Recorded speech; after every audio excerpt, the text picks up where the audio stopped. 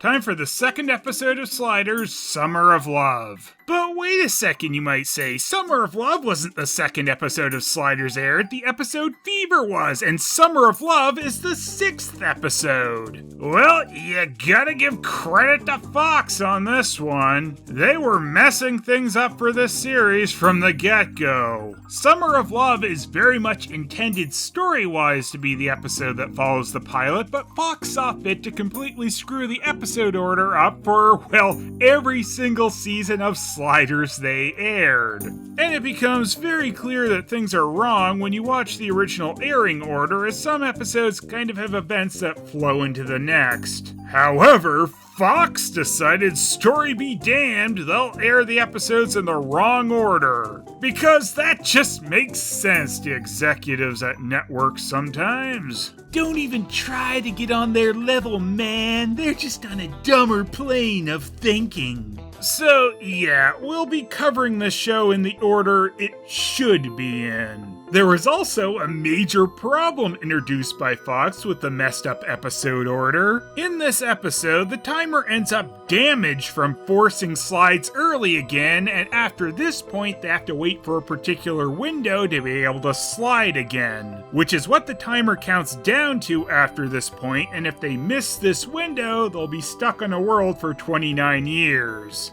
Or, more precisely, 29.7 years. There was an explanation of this in this episode, but it's gone now. Due to Fox's juggling of the episode order, the scene with the explanation got removed because they decided it didn't make sense now for this explanation to be in what was now the 6th episode. In fact, the 29 years bit if they missed a slide wouldn't actually get said now until season 3. Don't slide out of here before the timer runs out. I'm stuck here for 29 years. So now, in the Fox order, the sliders just suddenly start to talk about how long they are stuck on a world, but then you have this as episode 6 where they can just suddenly force a slide early again. And either way you watch it, it's not explained properly. Great job, Fox. No thanks. Conrad Benes Jr., FBI. Oh, hey, if it's about that bong I just bought, I thought it was a plant holder. This episode opens rather uniquely, too, back on Earth Prime, with the FBI looking into the disappearance of the sliders. Rembrandt Brown, also known as the Cooking Man. Crying man. Whatever. They bring Conrad Benes down to Quinn's lab to see if he knows anything about the tech down here. And to see if he knows what might have happened, as some people actually noticed a car getting sucked into the gateway. A huge blue whirlpool that emanated from this house. Conrad Benes and I were discussing the Einstein-Rosen-Podolsky Bridge, and now I've crossed it. Is that possible? This investigation is another, unfortunately, unresolved plot thread. Apparently, the original idea is that some agents were possibly going to end up sliding as well and end up lost like our main characters. There was some potential in this idea, especially if they had made Benes more of a regular thing, which, as one of the only other characters established in the pilot who could possibly know anything about sliding, I wish they had. Benes ending up sliding, I think, could have really opened up some interesting possibilities, as he could have been someone that the team ran into from time to time, and you could have moments too where they weren't even sure if this was the Benes from Earth Prime or not. It's a much better running plot thread than Cro-Mags. Someone getting left behind on a world and ending up having to slide with Benes, I think, would have been a pretty interesting story as well. In fact, there was a slider left on a world who really could have used a lift from Benes, wasn't there?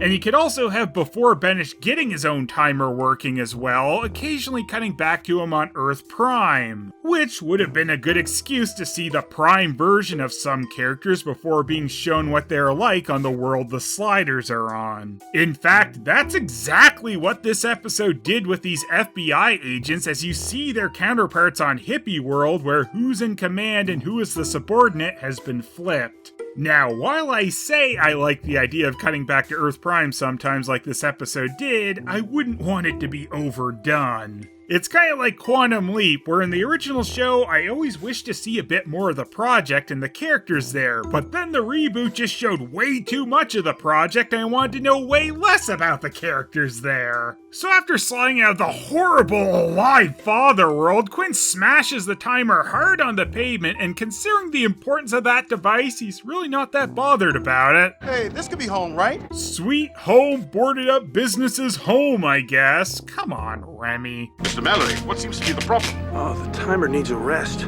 Gee, I wonder why. I think I'd be a bit worried that it was completely wrecked after that light smashing. Guess all it was the battery cover popping off. I don't know. It's just weird that that happens and it doesn't really matter. They end up breaking the timer a different way. There are now 10 minutes to 0. The swarm is approaching from the south. The team quickly finds out why the streets are empty on this world, because of some super genetically engineered spider wasp, which was a huge mistake. It was created for some pest control, except the pests it started taking out were humans. Are we the baddies? And naturally, a swarm of them are just about to make its way into San Francisco. The timer may be messed up, Quinn, but we've got to go. I know it was just sparking like it might blow up, but we have to go! Tell the technology we don't have time for it to not be working. I think I'd want to make sure that the interdimensional portal was gonna be stable before jumping through the damn thing. The spider wasp situation is pretty dire, but it might be worth trying to hide out somewhere for a bit just to be sure you're not gonna turn yourself inside out in the portal. And of course, this marks the end for the team ever being able to do this normally, so it's funny that this event never really gets brought up again. But I suppose, thanks to Fox, the team doesn't even remember when this happened exactly anymore. Wade and Rembrandt almost get lost entirely too due to this screwy slide as the portal closes prematurely, so Quinn has to reopen it before he and the professor can actually get out of there. It's of course an interesting dilemma having the team split up like this, and the possibility they aren't even on the same world, which is not immediately clear either. They never made it through. We're here for keeps. It seems pretty damn lucky, though, that both teams did somehow end up on Hippie World. All our problems are over. Oh, isn't that just the way? Go get high in the woods until portal people pop out to solve all your problems. Arturo and Quinn also ended up bringing some spider wasps along with them, so overall this is one of their most successful slides ever. Get it off, please. Quinn's first idea is apparently to just try and smack the giant mutant deadly insect with his hand. That's some real genius dumbassery. At least he does rethink this after coming up with a more scientific plan. Hold perfectly still. Now, you would think that the fact that Arturo and Quinn accidentally brought some of these spider wasps with them would come back into play in some way, but nope, they're never mentioned again, so I figure something must have gotten cut again. Can you guys tell us where we are? You're at our commune, man. Who's the president? Oliver North, man.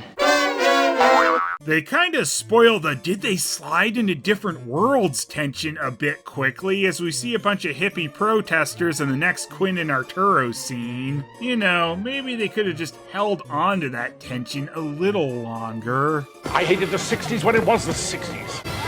Go away! So, Rembrandt is at first hoping that the hippies are fawning over him because his music career is going well in this world. Cry like a man. I wasn't sure the crime man had made a mark in this world.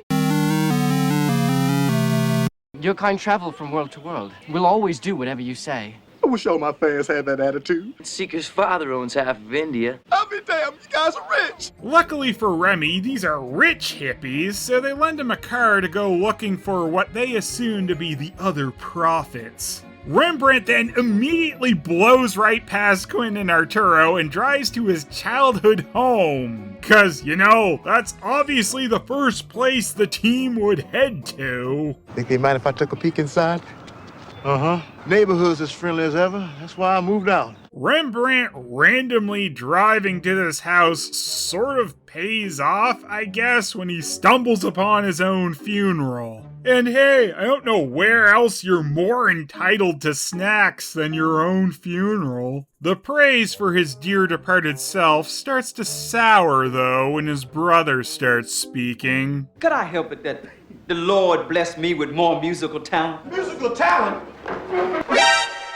Of course, that's just going too far, so Remy crashes his own funeral and everyone celebrates that the rumors of his death were premature until they try to take him out. His double's widow was a woman that Rembrandt had had a crush on in high school, so he briefly considers just taking over his double's life. After all, it does seem like he and Wade might be stuck here anyway. This is paradise, man. Professor, it's Benish. I do really like that Prime Benish would have been someone who would have fit right in with the hippies on this world, being someone who's not into hippie culture on the hippie world. I'm Conrad Benish Jr., president of the Young Republicans for the war. Remember, gentlemen, conformity and patriotism are not dirty words. I saw what looks like an old hippie in here and I thought he would love my stupidity. Rembrandt said that he'd be back soon, and it's been a day now. Goodbye forever, Wade. He's a Gemini, so you never know. What is that? No astrology on this world? Oh, come on, Wade. They've got enough problems on this world. You don't need to give them the pseudoscience of astrology. You're a Libra, aren't you, darling? No. Yep. No, I'm not. Yep. No. Yeah. I love you. The timer is useless in its present condition. Arturo and Quinn decide they need to find an apartment to try and work out a way to get the timer working again and to try and slide with more purpose. Of course, they don't figure out the latter, but that is probably a thing he and Arturo should have worked on more often. How do you feel about the war? We have no opinion. I won't allow any sympathizing with the outback Kong under my roof. If South Australia falls, it's just a hop, skip, and a jump to our shores. The crazy old landlord woman does rent them a room, but reports them to the government immediately. And we find out that she's the crazy old gun woman from the Ninja Turtles pilot. One twitch in your history, scum! Now back off! Over with Rembrandt, he's beginning to realize that sliding into his double's life isn't as nice as he first thought, as it turns out his son and wife don't really respect old Rembrandt Dying Man Brown. You better clean up the house and fix her coffee before she wakes up. She'll kick your tail for good if you don't get to it. Don't think 'cause you home mean you got time to be lazy. Paradise. What happens when you die? Well, I can't say I've never died. She's immortal. But boy, oh boy, she'll soon wish she wasn't. I gotta stop bringing up that crap in the earlier, better stuff. So while Wade is having the slide of her life, having the hippies hang on to every single word she says, turns out for Rembrandt that all bad things must come to an end as his double's family gets word that their Remy is actually still alive. Now that she knows you're an imposter, she's gonna teach you a lesson as soon as she finds some shells for a shotgun.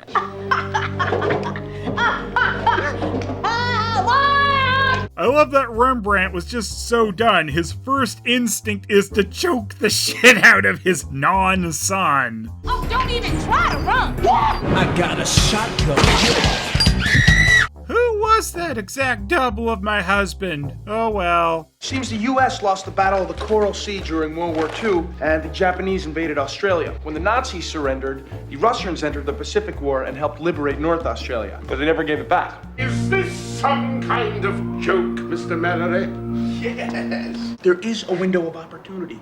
A precise moment when we can access the gate. And that's the most we get in the episode now. It's just a quarter of a thought, really. Suddenly the feds bust in because Quinn used Bug World currency for his ultra-generic chocolate vanilla cream cookies. If you move a muscle, I'll have to blow your head off. Seems reasonable. Could be some kind of elaborate pipe bomb. You blistering idiot! A pipe bomb's child's play compared to that.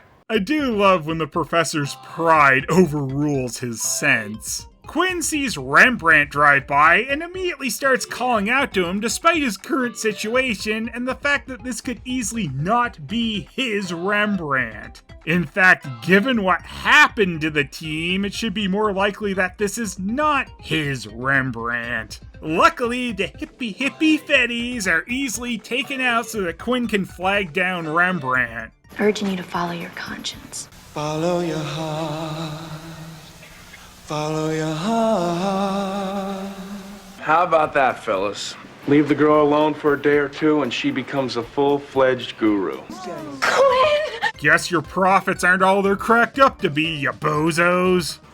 Oh, we better go. I'll see you idiots later. If we can bring some of the things that we've learned on our world to parallel cultures, then I say go for it. Yeah, maybe if it's actually gonna help. However, astrology isn't gonna do anyone any favors.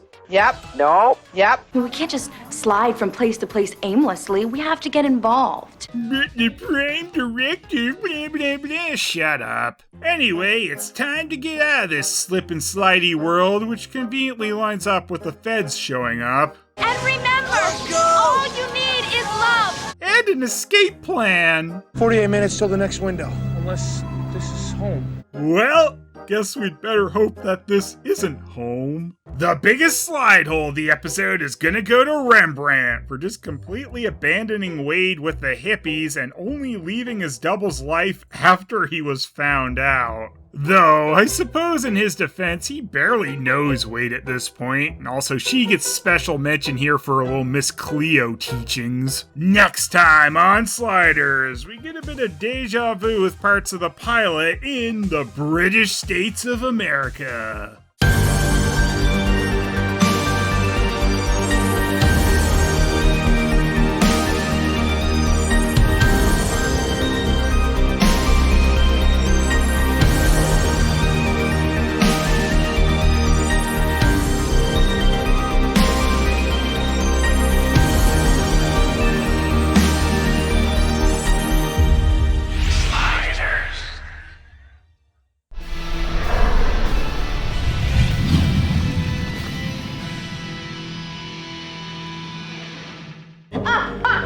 You little...